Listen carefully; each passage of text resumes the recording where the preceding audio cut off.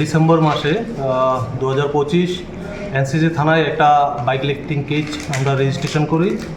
ওই কেসের ইনভেস্টিগেশনে আমরা দুটো বাইক রিকভারি করি এবং ওই কেসে আমরা 6 জনকে মোট অ্যারেস্ট করি। ওদের জিজ্ঞাসাবাদে আমরা গত কালকে আমরা 4টা বাইক আমরা রিকভারি করতে সক্ষম হই। ওই বাইকগুলো পুনাবন বর্ডার এরিয়ায় জঙ্গলে রাখা অবস্থায় ছিল, যেগুলো মানে বর্ডারের ওই পারে পাচারের উদ্দেশ্যে রেখেছিল।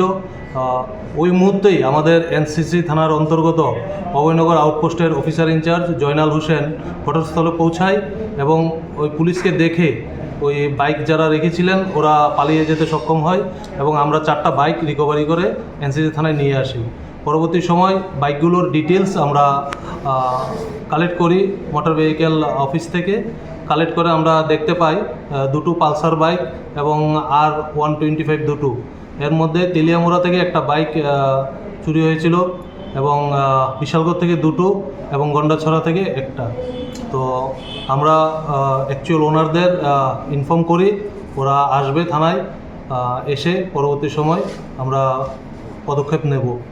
এবং এই কেসে আমরা আরেকজনকে গতকালকে আমরা অ্যারেস্ট করতে সক্ষম হই, যে নাকি ওই 6 জন অ্যারেস্টের পরে এই বাইকগুলোকে ওই জায়গায় রাখতে এবং ওই মধুপুর পুলিশ স্টেশন এরিয়ার পুনাবন এরিয়াতে ওদের একটা গ্যাং আছে যার সাথে ওর যোগাযোগ, সেই বাইকগুলো ওখানে রাখার ব্যাপারে ওর হেল্প ছিল।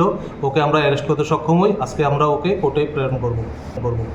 এবং পাশাপাশি আরেকটি সংবাদ, আমাদের গোয়ালাবস্তি এলাকায় একটি হার্ট অ্যান্ড অ্যাসাল্ট কেস হয়েছিল।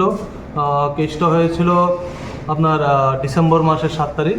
তো ওই কেসে একটা চেইন স্ন্যাচিং ছিল। পরবর্তী সময় আমরা ইনভেস্টিগেশনে একুশদের অ্যারেস্ট করে ওদের জিজ্ঞাসাবাদে আমরা এই স্বর্ণের চেইনটা রিকভারি করতে সক্ষম হই।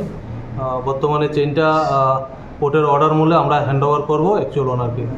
হ্যাঁ, আমরা গতকালকে একজনকে অ্যারেস্ট করেছি বাইক লিফটিং কেসে। আগে ছিল 6 জন, মোট 7 জন অ্যারেস্ট হয়েছে এই কেসে।